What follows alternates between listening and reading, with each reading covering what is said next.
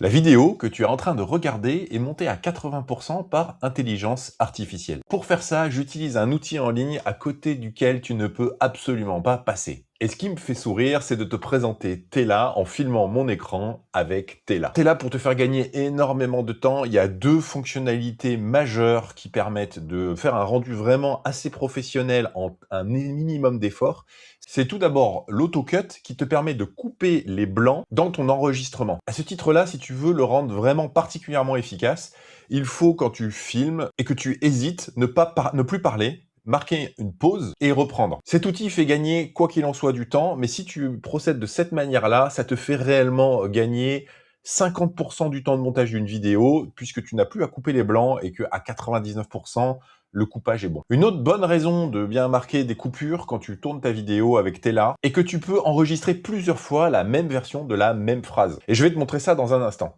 D'abord, je voudrais te parler de la deuxième fonctionnalité, à mon avis, majeure, qui permet de gagner énormément de temps, c'est l'auto-layout. Donc les layouts, c'est les dispositions de l'écran, notamment quand tu filmes à la fois un facecam et à la fois l'écran de ton ordinateur, et que tu veux afficher dans la vidéo, parfois uniquement ton écran d'ordinateur, parfois uniquement toi, parfois les deux. Et la transition entre ces différentes scènes fonctionne très bien. Ça crée du dynamisme et il n'y a pas forcément besoin de beaucoup corriger. Mais assez de théorie et maintenant un peu de pratique. Donc on se retrouve dans l'édition de la première partie de cette vidéo que tu viens de voir, mais qui pour moi n'est pas encore montée. Donc première chose à comprendre, tu vois qu'ici il y a clip.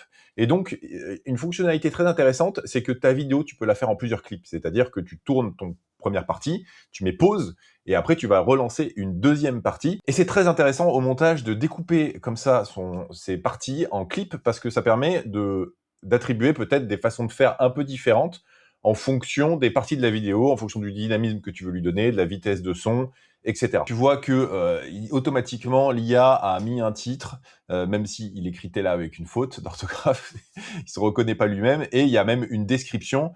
Et en fait, la transcription de tout ce que j'ai dit est déjà intégrée. Mais je vais revenir sur la transcription parce qu'il y a un outil assez intéressant. Tout d'abord, je te conseille d'aller dans les cuts. Et ici, je vais d'abord cliquer sur Remove Buffers.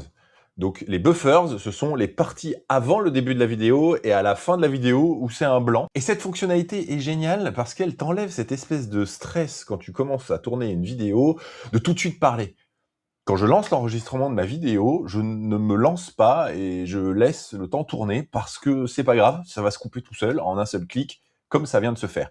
Ici, tu vois que le clip a été automatiquement réduit sur la partie du début qui était vide. La deuxième chose, c'est que je vais couper tous les blancs, donc tous les moments de silence. Et j'en ai pas mal parce que je fais le choix quand je tourne et que j'hésite de ne pas faire d'hésitation orale du type mais de m'arrêter net. Alors si tu étais dans la pièce quand je tourne une vidéo, tu me prendrais pour un fou. Avant de cliquer sur Remove 37 silence, je peux choisir si je veux que les coupes soient vraiment très dynamiques, donc très sharp, ou est-ce que je veux laisser un peu de temps de respiration. Et généralement, je le laisse en naturel. Et là, instantanément, tu vois que tous mes blancs ont été coupés. Sachant que si pour une raison ou une autre, je voudrais rajouter d'un blanc, il suffirait que j'étire comme ça la partie qui serait conservée dans l'enregistrement.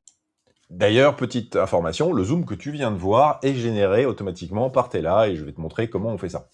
Mais un peu plus tard. Il y a la partie des filler words qui sont les E, les A, les les genres, tu vois, tous les mots que l'on répète ainsi quand on fait du tournage assez naturellement. Personnellement, il ne les détecte jamais, probablement parce que j'en ai assez peu et surtout parce que je me contrains à m'arrêter de parler net quand je cherche un mot, un terme, une expression, ou que je sais plus exactement la phrase que je vais dire. Une autre fonction qui est toute nouvelle, qui est de trouver les erreurs, c'est-à-dire les fois où tu as refait ta phrase. Ça prend un peu de temps pour lui à faire cette recherche, et pourtant la vidéo ne dure que 5 minutes 46, mais c'est vraiment la seule action pour laquelle il prend du temps de travail. La plupart des autres fonctions sont extrêmement rapides. J'en profite pour dire que ça arrive que Tela puisse bugger. Ça ne m'arrive pas souvent, mais ça m'est arrivé. Et pendant qu'il continue à travailler, je voudrais te dire aussi que Tela, à l'origine, est plutôt un outil qui est fait pour travailler en asynchrone avec, par exemple, ses clients ou avec des équipes. Mais il m'est arrivé de faire une vidéo, et d'ailleurs, je te la mets ici, qui était tournée en extérieur, que j'ai tournée sur une caméra et que après j'ai intégré dans Tela. Donc là, tu vois qu'il m'a repéré toutes les fois où j'ai essayé de refaire la phrase.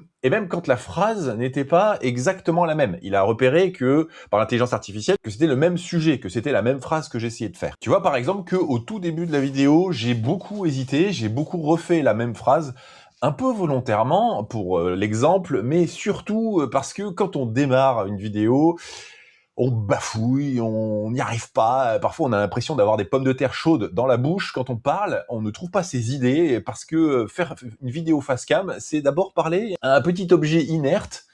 Et c'est vraiment pas quelque chose de naturel. Et donc même quand on est à l'aise à l'oral normalement, tout seul devant la caméra, c'est souvent difficile. Et donc là, j'ai refait la phrase, c'est parce que c'était le début de la vidéo, plusieurs fois, et je vais pouvoir choisir quelle est la meilleure version. Il y a la version texte que je vois par la transcription, mais quand je clique dessus, tu vois que ça me met tout de suite le curseur à l'endroit de la vidéo, et donc ça va me permettre de l'écouter et de choisir la meilleure version, parce que peut-être que mon problème de version n'est pas tellement un problème de texte, mais plutôt un problème de tonalité. Dans mon cas, je refais souvent une phrase plus pour une question de tonalité que pour une question de contenu du texte. Je ne vais pas te faire écouter les différents enregistrements, parce que ça c'est le petit problème de Tela, c'est que c'est pas toujours facile de gérer la sortie son du navigateur. Ce qui est conseillé, c'est de partager non pas son écran, mais de partager l'onglet du navigateur que tu veux partager pour capter son son. Et là, je te cache pas que dans la configuration actuelle, un peu Inception, où je suis en train de tourner avec Tela pour expliquer comment fonctionne Tela, et j'ai pas envie d'avoir à retourner toute cette scène. Et oui, c'est tellement efficace, Tela, qu'on devient très paresseux. Et l'idée de devoir refaire parce qu'on a raté devient pas naturelle tellement tout fonctionne habituellement. Donc là, je vais couper tous les morceaux qui ne m'intéressent pas, et je te reprends tout de suite. Ok, donc là maintenant je viens de choisir toutes les bonnes versions et j'ai coupé tous les blancs comme on l'a vu juste avant. Et tu vois que de tout l'enregistrement que j'ai fait, il reste assez peu de contenu. Évidemment, c'est la meilleure version.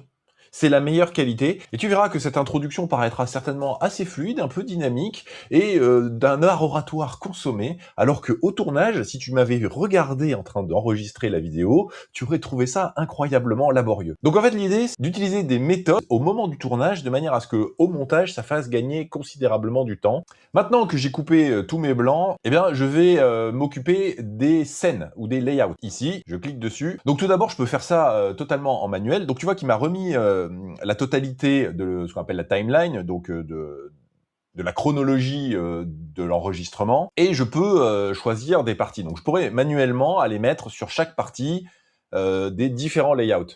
Mais ça, c'est quand même assez long, et ça demande aussi pas mal d'ajustements de transition, et ça reste un outil en ligne, donc c'est quand même moins précis que si tu avais une table de montage d'un outil professionnel de montage.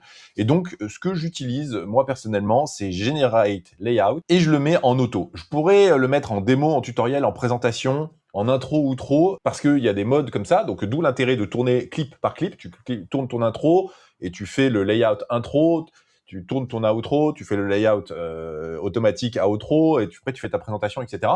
Mais en fait, je ne fais même pas cet effort-là actuellement. Mais là, comme on est dans une introduction, puisque ce que tu vois que je suis en train de monter, c'est l'introduction de la vidéo, mais le reste de la vidéo est monté aussi avec Tela, hein, soyons bien clairs. Eh bien, je vais choisir intro et outro. Là, c'est le moment où Tela, il faut lui foutre un peu la paix, et où parfois, ça m'est arrivé d'expérimenter des choses qui merdaient un peu. Mais tu vois que ça a été quand même assez rapide. Je vais vérifier le rendu. Donc ok, moi je trouve que c'est bien, je n'ai pas de raison de changer quoi que ce soit.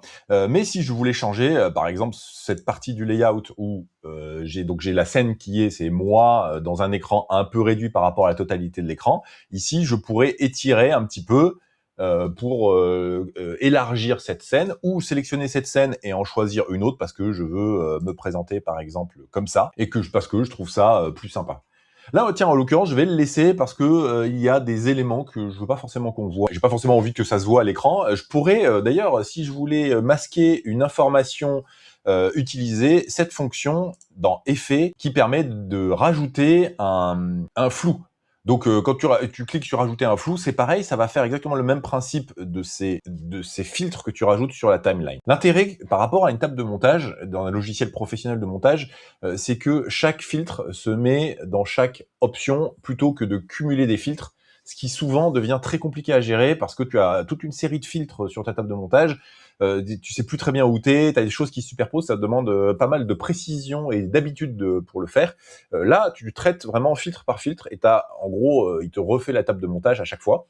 Alors ça a quelques inconvénients, il faut le reconnaître, parce que tu dois parfois naviguer d'un filtre à l'autre, d'une option à l'autre, et tu peux pas le faire en même temps pour les réaligner les uns sur les autres. Et c'est pour ça que mon conseil, c'est de vraiment trouver la bonne succession d'utilisation des fonctions. Ce que je veux dire, c'est que moi, personnellement, je pense qu'il faut d'abord couper les blancs et après s'occuper des scènes. Si tu t'occupes d'abord des scènes et que tu coupes après les blancs, ça risque d'être un moment un peu bordélique. Mais même comme ça, tu gagnerais du temps de toute façon, puisque 50% du travail de montage, ou peut-être 40%, je suis pas monteur professionnel, c'est couper les blancs et créer les scènes. Je te montre rapidement les autres fonctionnalités. C'est assez bateau à comprendre. Tu peux changer le fond. Donc là, tu vois que j'ai pris le fond un peu standard, mais qu'en fait, je trouve très bien, et je trouve que c'est même le meilleur.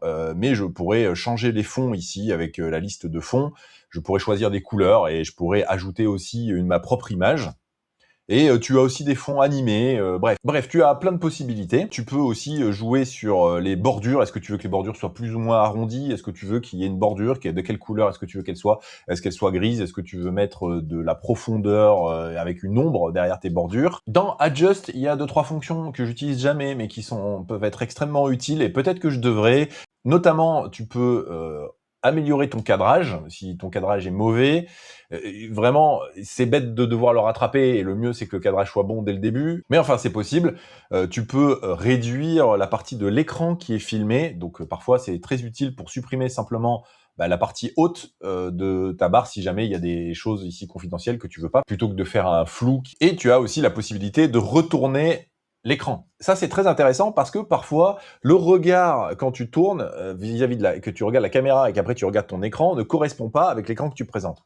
Alors, il y aurait la possibilité tout simplement de changer le côté duquel je me trouve. Mais moi, je préfère toujours être à droite. Et donc, si jamais je regardais pas le bon écran, puisque là, j'ai 2 écrans, donc si je regardais cet écran, tu vois que je serais à l'envers.